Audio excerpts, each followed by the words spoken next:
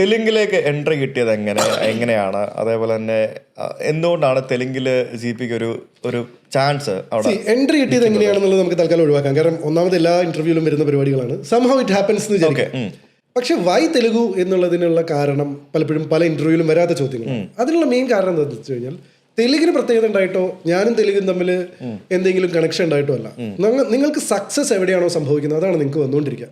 എനിക്ക് D4 dance ആണ് എൻ്റെ ലൈഫിൽ ഫസ്റ്റ് മൈൽ സ്റ്റോൺ എന്ന് പറയുന്ന അടയാളങ്ങൾ എന്ന് പറഞ്ഞ സ്റ്റേറ്റ് അവാർഡ് കിട്ടിയ ആദ്യത്തെ സിനിമയാണ്. പക്ഷെ ജനങ്ങളിലേക്ക് എത്തിയിട്ടില്ല, ഇൻഡസ്ട്രിയിലാണ് എത്തിയത്.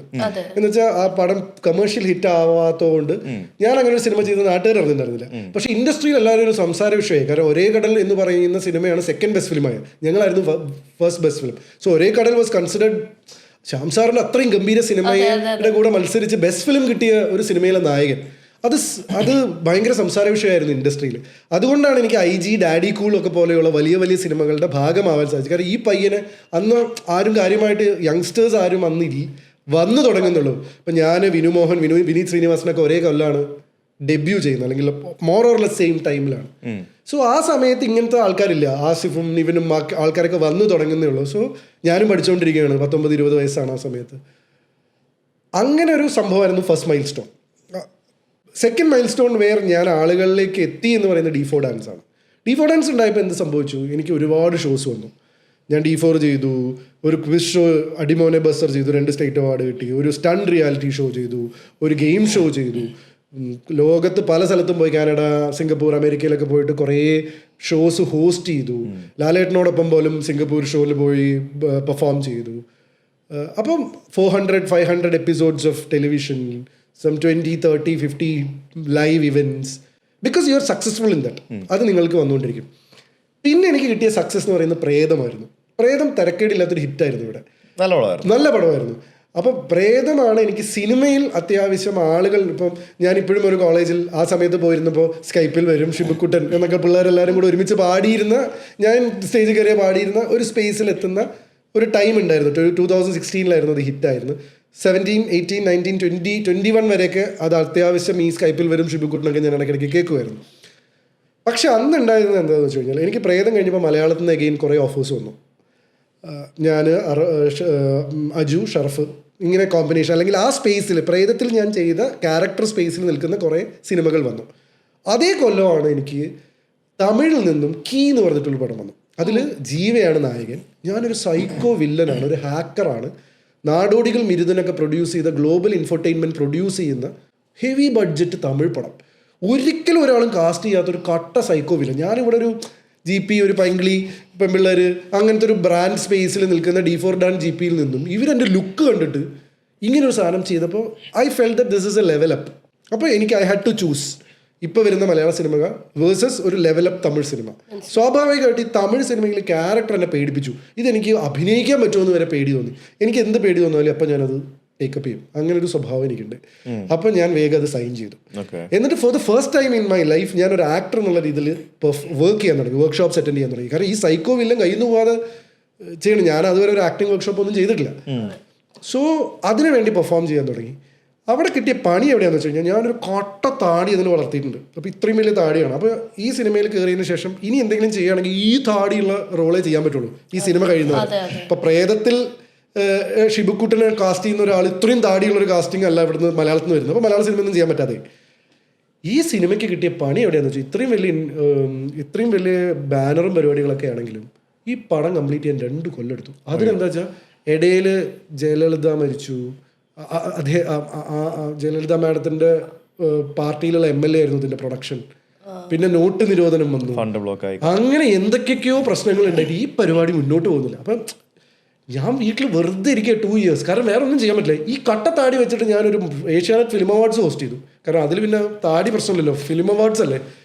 ഷോസ് വേണ്ടാന്ന് ഞാൻ തീരുമാനിച്ചിരുന്നു. അപ്പോൾ എനിക്ക് ഷോസ് ഇഷ്ടംപോലെ വന്നിരുന്നു. എനിക്കിപ്പോഴും ഷോസ് വരുന്നുണ്ട്. പക്ഷേ അന്ന് ഞാൻ ഷോസ് വേണ്ട തീരുമാനിക്കാൻ കാരണം എന്താ വെച്ചാൽ ഇനി ഷോസ് ചെയ്ത് കഴിഞ്ഞാൽ ഞാൻ ഇവിടെ ഒരു അവതാരകനായിട്ട് മാറും. ഉറപ്പായിട്ടും ഞാൻ ഇവിടുത്തെ ബെസ്റ്റ് അവതാരകനായിട്ട് നിൽക്കും. പക്ഷേ എനിക്ക് അതും എനിക്ക് പറ്റില്ല. I wanted to explore this opportunity of films.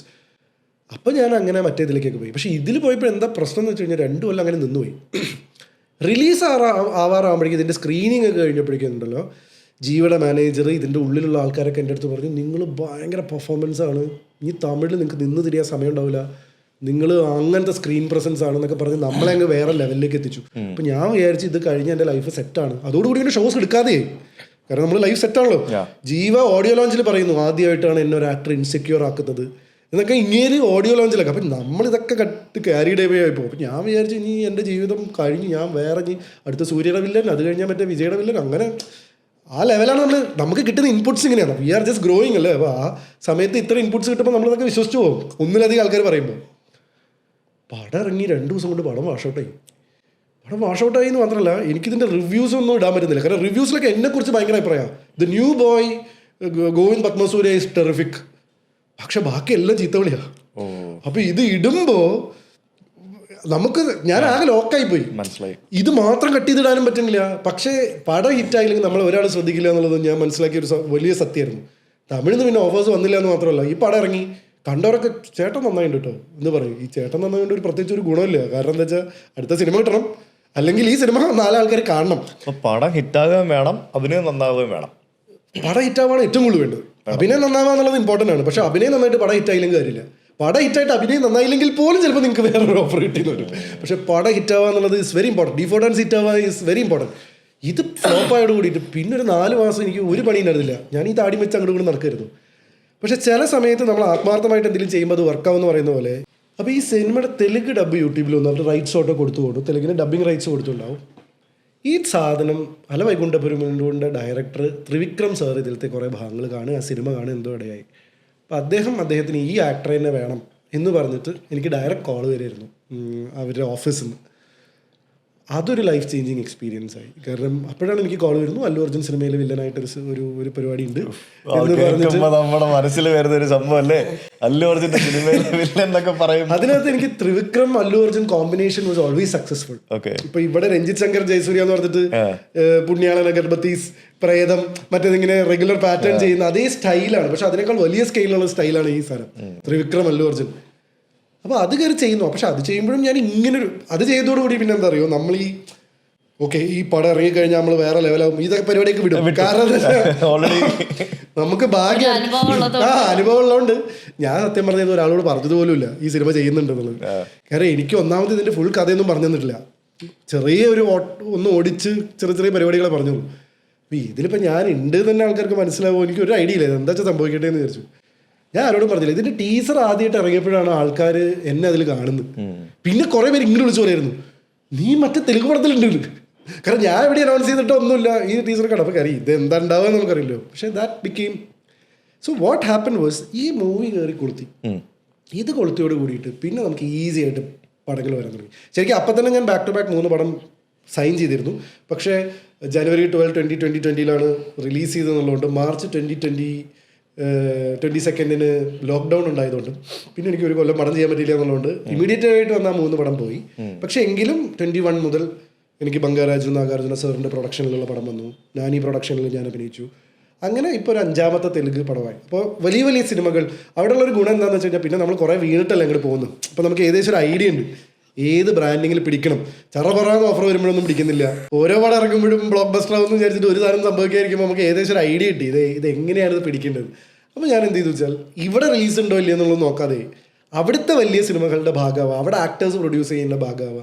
അപ്പോൾ അവിടെ നാനി സാർ പ്രൊഡ്യൂസ് ചെയ്ത പടം, നാഗാർജുന പ്രൊഡ്യൂസ് ചെയ്ത പടം, അല്ലു അർജുൻ. അപ്പോൾ ഇങ്ങനത്തെ വലിയ വലിയ ആക്ടേഴ്സ് പ്രൊഡ്യൂസ് ചെയ്യുന്ന പടങ്ങൾ ഒരു ബേസിക് സാധനം ഉണ്ടാവും. കാരണം അവർ കാശ് മുടക്കിയിട്ട് അവർ ചെയ്യുമ്പോൾ അവർ ആ പടത്തിനെ സേഫാക്കാൻ നോക്കും. വലിയ സിനിമകളുമായിരിക്കും. അങ്ങനെ പരിപാടികൾ ചെയ്ത് 5ാമത്തെ തെലുങ്ക് പടം ചെയ്തുകൊണ്ടിരിക്കുന്നു. ശരിക്കും തെലുങ്കിലേക്ക് പോകുമ്പോഴേ നമുക്കുമായിട്ട് ഒരു സാമ്യവും ഇല്ലാത്തൊരു ഭാഷയാണ്, നമുക്ക് അറിയാത്ത ഭാഷയാണ്. എൻറ്റയർലി ഒരു ഡിഫറെൻറ്റ് സ്റ്റൈലാണ് അവരുടെ സിനിമ മേക്കിംഗ് ആണെങ്കിലും നമ്മുടെ കേരള ഫിലിം ഇൻഡസ്ട്രി പോലെ അല്ലല്ലോ. ഒരു കുറച്ചുകൂടെ മാസീവാണ്. പിന്നെ അങ്ങനെ മൊത്തത്തിൽ എൻറ്റയർലി ഡിഫറെൻ്റ് ആയിട്ടുള്ളൊരു സ്ഥലത്ത് പോയിട്ട് ഭാഷ പോലും അറിയാതെ ഇതൊക്കെ എങ്ങനെയാണ് സാധിക്കുന്നത്? അത് ലൈക്ക് എങ്ങനെയാണ് അതൊക്കെ അഡ്ജസ്റ്റ് ചെയ്യാൻ പറ്റുക? എന്താ വെച്ചാൽ നമുക്ക് സിനിമ ചെയ്യണമെന്ന് ആഗ്രഹിച്ചിട്ട് കുറേ നിന്നിട്ട് മലയാള സിനിമ കിട്ടാതെ ആകുമ്പോൾ നമ്മൾ തന്നാലെ തെലുങ്ക് പഠിച്ചോളൂ. സർവൈവലാണോ?